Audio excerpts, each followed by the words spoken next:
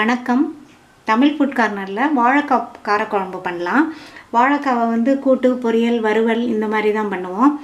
இந்த காரக்குழம்பு வந்து ரொம்ப சூப்பரான டேஸ்ட்டில் இருக்கும். அந்த காரக்குழம்பு எப்படி பண்ணுறதுன்னு பார்க்கலாம். ஒரு பெரிய வாழைக்காய், முத்தின வாழைக்காயை தோல் சீவிட்டு ரவுண்ட் ரவுண்டாக கட் பண்ணி வச்சுருக்கேன். இந்த மாதிரி ரவுண்டாகவும் கட் பண்ணிக்கலாம், அல்லது இதை ரெண்டாக கட் பண்ணி ஹாஃப் சர்க்கிளாகவும் வச்சுக்கலாம், அல்லது சதுர துண்டுகளாகவும் கட் பண்ணிக்கலாம். அது உங்கள் விருப்பம்தான். இப்போ குழம்பு பண்ண ஆரம்பிக்கலாம்.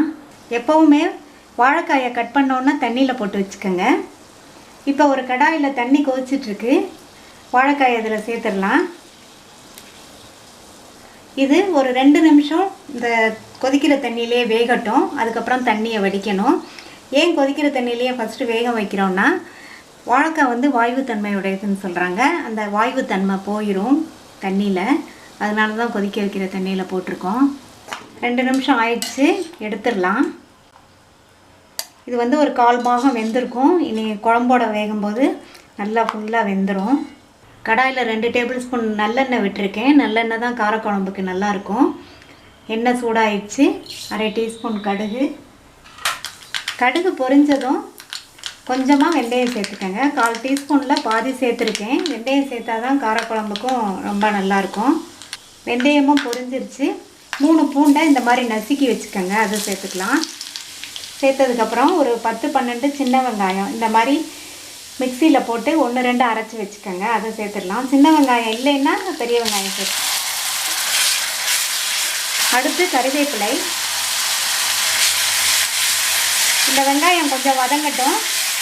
வெங்காயத்தை இந்த மாதிரி 1-2 அரைச்சி சேர்த்து வதக்கினோம்னா குழம்போட திக்னஸ் நல்லாயிருக்கும். வெங்காயம் கொஞ்சம் வதங்கிடுச்சு. 2 மீடியம் சைஸ் தக்காளி பழம், அதை வந்து சின்ன சின்ன துண்டுகளாக்கி வச்சுருக்கேன். அதை வந்து இதில் சேர்த்துக்கலாம். சேர்த்துட்டு இந்த தக்காளியை கொஞ்சம் வதக்கி விட்டுட்டு, தக்காளி சேர்த்த உடனே குழம்புக்கு தேவையான அளவு உப்பை சேர்த்துடலாம். இந்த தக்காளி மசியட்டும்.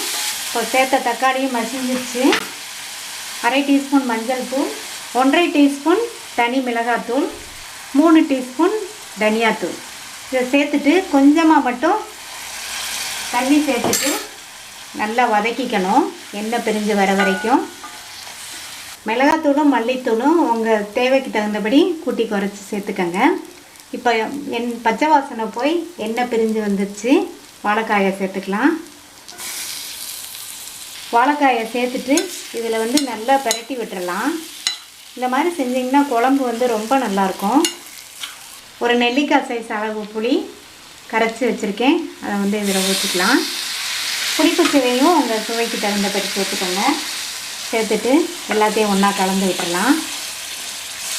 நம்ம வந்து ஏற்கனவே உப்பு போட்டோம், தக்காளி வதங்கும் போதே உப்பு போட்டாச்சு. இப்போது 1 கப் தண்ணி சேர்த்துக்கிறேன்.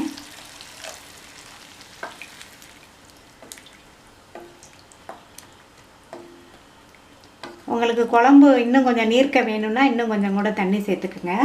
இப்போ மூடி போட்டுடலாம், வெந்துட்டுருக்கட்டும்.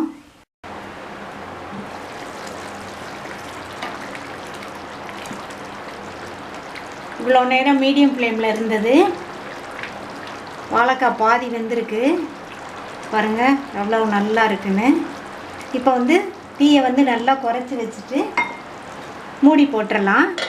ஃபுல்லாக வேகிற வரைக்கும் தீயை குறைச்சி வச்சே வெந்துட்டுருக்கட்டும். வாழைக்காய் வெந்துருச்சு, குழம்பு ரெடி ஆயிடுச்சு. இந்த ஸ்டேஜில் உங்களுக்கு வேணும்னா தேங்காய் அரைச்சி ஊற்றிக்கங்க. தேங்காய் ஊற்றாமையே நல்லா உப்பு புளிப்பு உரப்போட சூப்பராக இருக்கும். பாருங்கள், பார்க்கும்போதே சாப்பிடணும் போல் இருக்குது. குழம்பு நல்லா இருக்குது. கடைசியாக கருவேப்பிலையை இந்த மாதிரி பிச்சு சேர்த்துக்கணும்.